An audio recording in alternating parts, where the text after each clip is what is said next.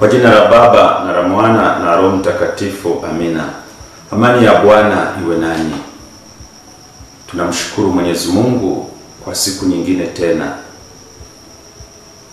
Jumapili inayofuata baada ya sherehe ya Pentekoste huwa ni sherehe ya Utatu Mtakatifu, yaani Mungu Baba, Mungu Mwana na Mungu Roho Mtakatifu.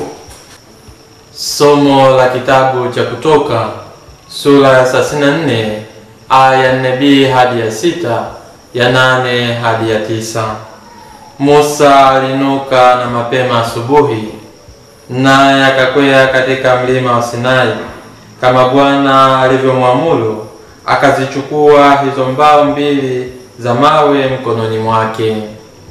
Bwana akashuka ndani ya lile wingu, akasimama pamoja naye huko.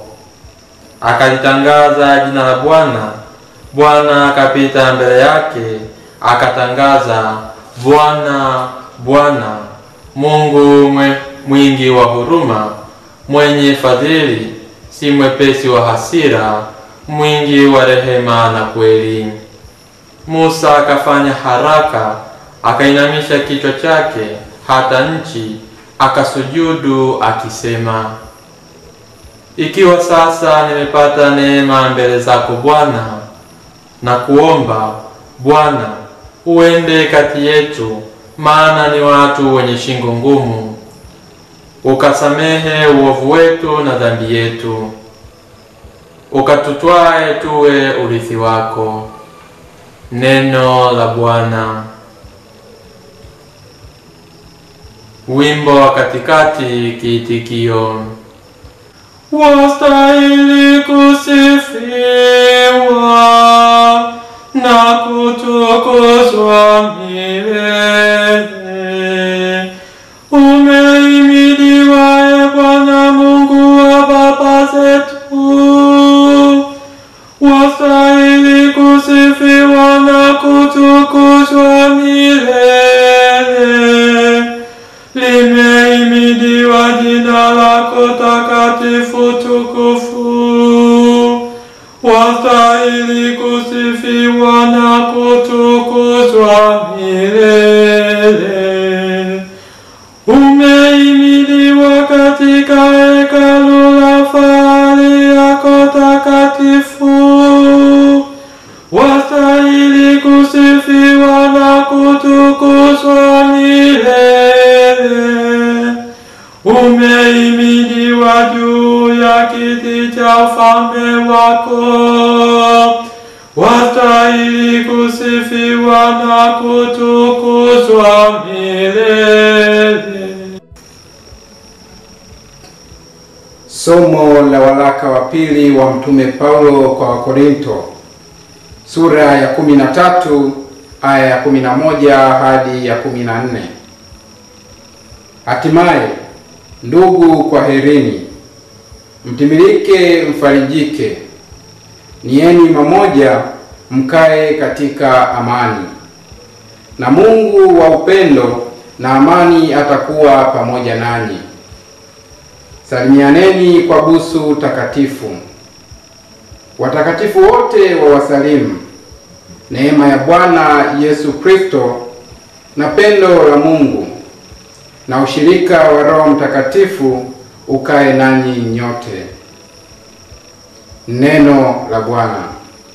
Haleluya, haleluya, haleluya, haleluya.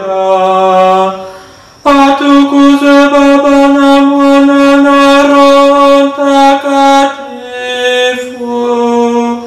Mungu ambaye yupo, aliyekuwako na atakaye kuja. Haleluya, haleluya, haleluya, haleluya, haleluya. Somo la Injili linatoka Injili ya Yohane sura ya 3 mstari wa 16 mpaka wa 18. Yesu alimwambia Nikodemo, kwa maana jinsi hii Mungu aliupenda ulimwengu hata akamtoa mwanawe wa pekee, ili kila mtu amwaminie asipotee, bali awe na uzima wa milele. Maana Mungu hakumtuma mwana ulimwenguni ili auhukumu ulimwengu, bali ulimwengu uokolewe katika yeye. Amwaminie yeye hahukumiwi, asiamini amekwisha kuhukumiwa, kwa sababu hakuliamini jina la mwana pekee wa Mungu. Neno la Bwana. Wapendwa wana taifa la Mungu, sherehe ya Utatu Mtakatifu inafuata mara baada ya sherehe ya Pentekoste. Sherehe hii ya Utatu Mtakatifu inamwongelea Mungu mwenyewe, yaani Mungu Baba, Mungu Mwana na Mungu Roho Mtakatifu. Mafundisho juu ya Utatu Mtakatifu yapo mengi. Tutaangalia baadhi. Lakini kwa ufupi kabisa niseme kwamba katika Biblia Utatu Mtakatifu hauonekani moja kwa moja. Nikiwa na maana hii, huwezi ukaenda kwenye Biblia ukakuta mahali palipoandikwa Utatu Mtakatifu. Ila kinachoonekana ni zile nafsi tatu za Mungu: Mungu Baba, Mungu Mwana na Mungu Roho Mtakatifu. Na inajionyesha wazi katika Biblia, vifungu vipo kadhaa kwamba Utatu Mtakatifu ni huu, ila maneno yenyewe Utatu Mtakatifu hayapo. Na vipo vifungu kadhaa ambavyo tunaweza tukavitumia kudhihirisha uwepo wa Utatu Mtakatifu, ambapo nafsi tatu za Mwenyezi Mungu zinatajwa. Na cha kwanza kabisa, kifungu kinachojionyesha moja kwa moja ni ile Injili ya Mathayo sura ya 28 mstari wa 19. Nasoma hapo Yesu ambapo anawapa ujumbe mitume wake, kazi watakayoenda ulimwenguni kuifanya. Mathayo 28 mstari wa 19. Basi nendeni mkayafanye mataifa yote kuwa wafuasi, mkiwabatiza kwa jina la Baba na la Mwana na la Roho Mtakatifu, mkawafundishe kushika yote niliyoagiza, na tazama mimi nipo pamoja nanyi siku zote mpaka mwisho wa dahari. Nimesoma Mathayo sura ya 28 mstari wa 19 na 20. Lakini mstari wa 19 wenyewe ndio unaonesha waziwazi, mkawabatize wale watakaoshika imani kwa jina la Baba na la Mwana na la Roho Mtakatifu. Na ndiyo maana katika ubatizo, mtu anapobatizwa, huwa mtu anayebatizwa, padre anapobatiza, anasema fulani, Monica au Johnny, ninakubatiza kwa jina la Baba, anamwagia maji mara ya kwanza, na la Mwana mara ya pili, anamwagia maji mara ya tatu, na la Roho Mtakatifu. Maneno hayo lazima yatumike kwa sababu ni ya Yesu mwenyewe. Au kwa wale wanaozamisha majini, mtu atazamishwa mara tatu. Na kubatiza kwa jina la Baba, anazamishwa mara ya kwanza, anamuinua, mara ya pili anamzamisha mara ya pili na kwa jina la Mwana, na mara ya tatu anamzamisha tena na kwa Roho Mtakatifu. Kwenye ubatizo tunakiri huu Utatu Mtakatifu, ni maneno ya Yesu mwenyewe. Na kwenye ubatizo tunauamini sisi, lazima maneno hayo yatamkwe na yatumike kimiminika ambacho ni maji safi.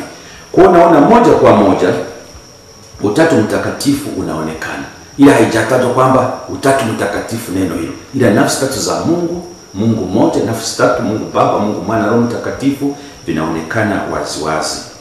Lakini vile vile ukisoma Injili ya Mathayo sura ya 3 mstari wa 16 mpaka 17, nafsi tatu za Mungu zinajionyesha wazi.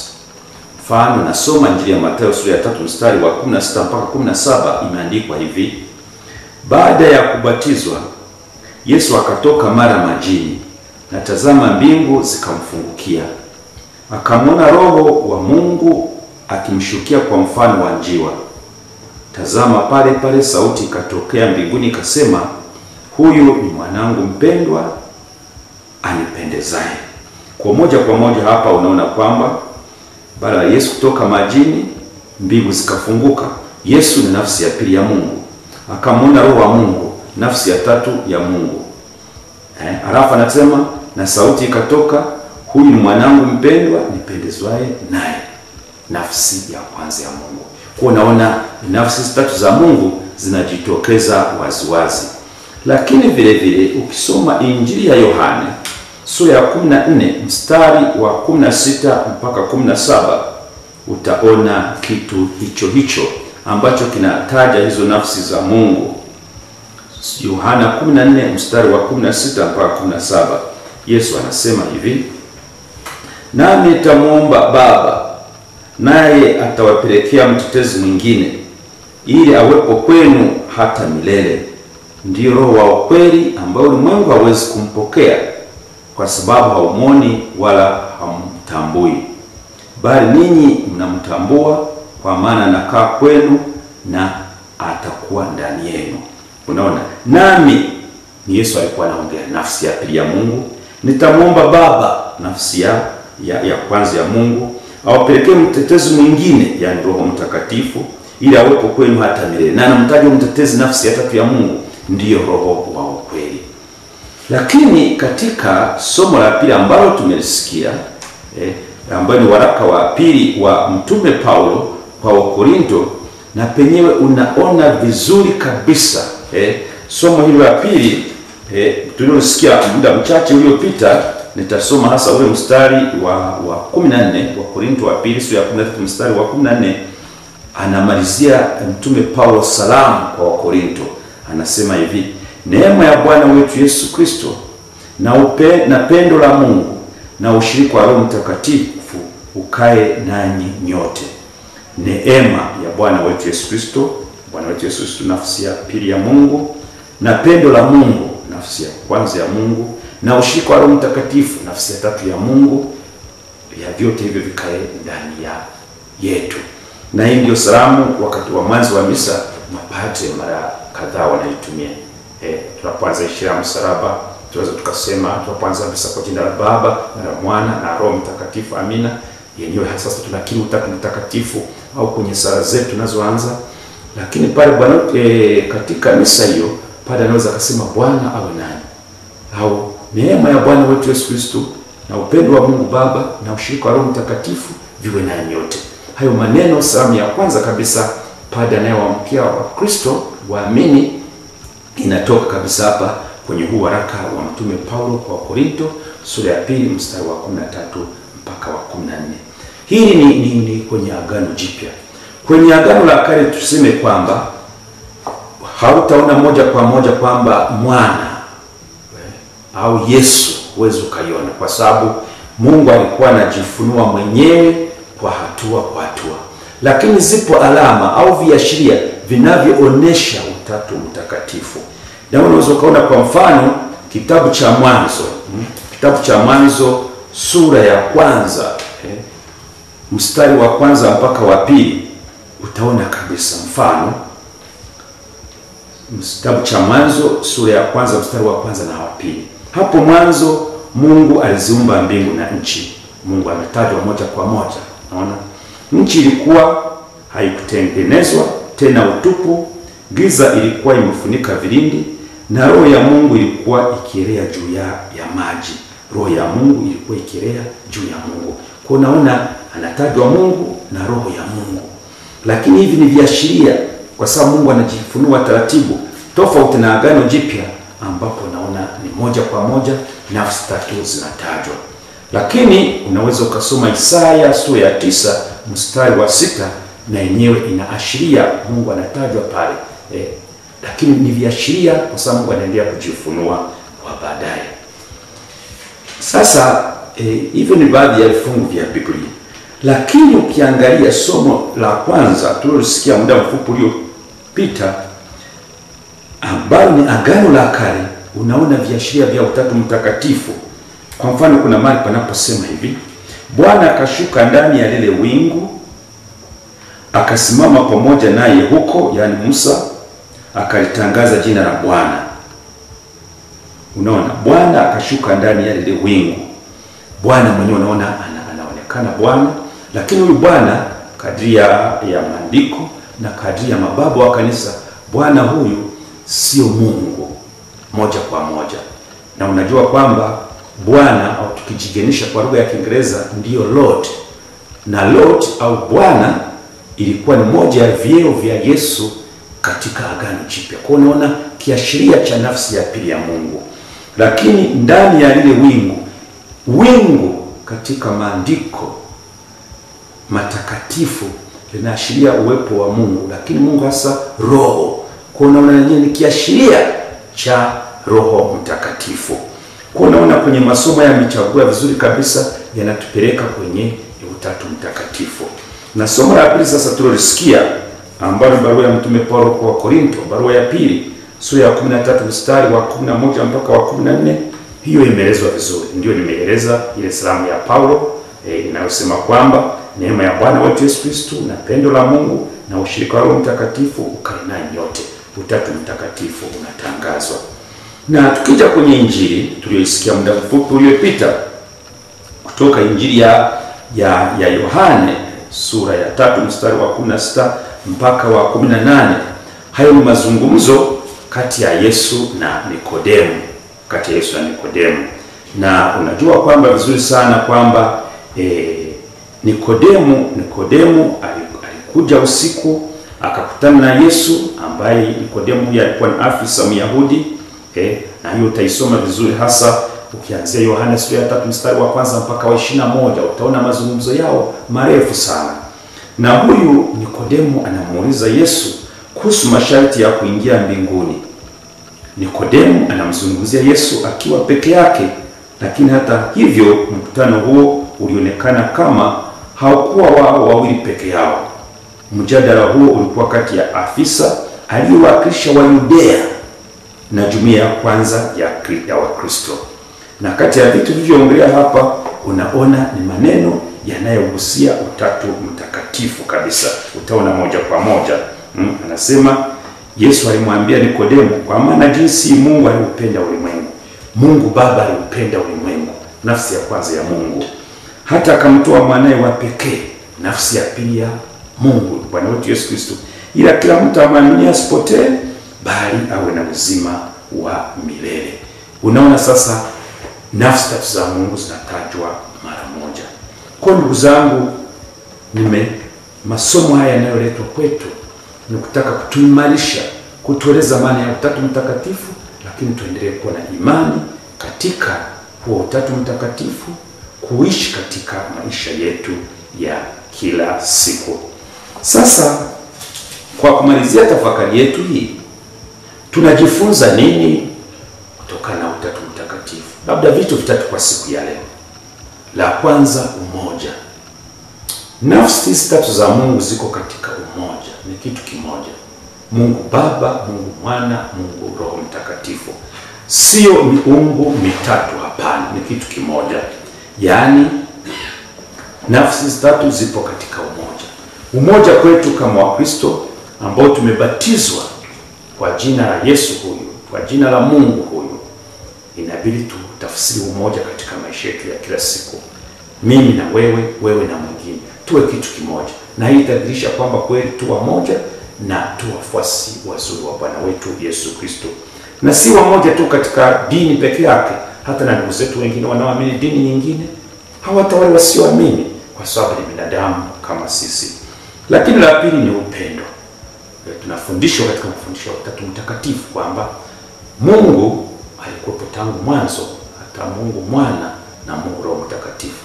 Lakini wakati ulipotimia, Mungu nafsi ya kwanza alimtuma nafsi ya pili kuja ulimwenguni, akazaliwa kama mtu kama sisi, ni Mungu mtu Yesu Kristo. Yesu Kristo akafanya kazi. Muda ulipotimia ndio akawa amekufa, akafuka, akapaa mbinguni. Halafu Mungu Baba na Mungu Mwana, nafsi ya kwanza na ya pili, kwa pamoja katika upendo wao wakamtuma Roho Mtakatifu. Upendo huo, kwa tunda la upendo kati ya Baba, Mungu Baba na Mungu Mwana, tunda lake ni Roho Mtakatifu. Tuna upendo kati yetu. Lakini la tatu, tuendelee kuwa na imani. Tuwe na imani katika maisha yetu ya kila siku, kwa sababu imani hii ndio itatufanya tumjue zaidi Mungu na kumkiri katika maisha yetu ya kila siku. Na unaweza ukasoma kitu cha 4 tunachojifunza, maelezo mazuri juu ya Utatu Mtakatifu kwa kiasi kuzuri tu katika Katekisimu ya Kanisa Katoliki namba 232 na namba 200 hasa 34, au zote tatu, namba 232, namba 233 na namba 234 ya Katekisimu ya Kanisa Katoliki. Nianze na namba 232. Wakristo wanabatizwa kwa jina la Baba na la Mwana na la Roho Mtakatifu, ambayo inatoka Mathayo 28:19. Kabla yake wanajibu na sadiki kwa maswali matatu yanayowataka waungame imani yao kwa Baba, kwa Mwana na kwa Roho. Imani ya Wakristo wote ni juu ya Utatu. Na haya maneno ya imani ya Wakristo wote ni juu ya Utatu ni maneno aliyotoa Mtakatifu Caesarius of Ars katika homilia yake ya 9. Lakini namba hiyo ya 233 ya Katekisimu ya Kanisa Katoliki inaongelea, inasema hivi: Wakristo wanabatizwa kwa jina, yani maana yake umoja. Hawabatizwi kwa majina, kwamba fulani na kubatizwa kwa majina ya Baba na la Mwana na Roho Mtakatifu. Kwa jina ni moja, kuonesha umoja. Kwa Wakristo wanabatizwa kwa jina, yani moja, la Baba na la Mwana na Roho Mtakatifu, na sio kwa majina, yani wingi, kwa sababu Mungu ni mmoja tu, Baba Mwenyezi, na Mwanae mmoja tu, na Roho Mtakatifu, yani mtakatifu sana. Na tumalizie kwa namba 234 ya Katekisimu ya Kanisa Katoliki, inasema hivi: fumbo la Utatu Mtakatifu sana ndilo fumbo la msingi la imani na la maisha ya Ukristo. Ni fumbo la Mungu ndani yake mwenyewe. Kwa hiyo ni chanzo cha mafumbo mengine yote ya imani, nuru inayoangaza. Ni fundisho hilo la msingi zaidi na la lazima katika hierarkia au katika ngazi ya kweli ya imani. Historia yote ya wokovu sio kitu kingine ila ni historia ya njia na jinsi ambavyo Mungu wa kweli na wa pekee, Baba, Mwana na Roho Mtakatifu anavyojifunua mwenyewe, anavyowapatanisha na kuunganisha naye watu waliojitenga yeye na dhambi. Kwa naona ni mafundisho mazuri.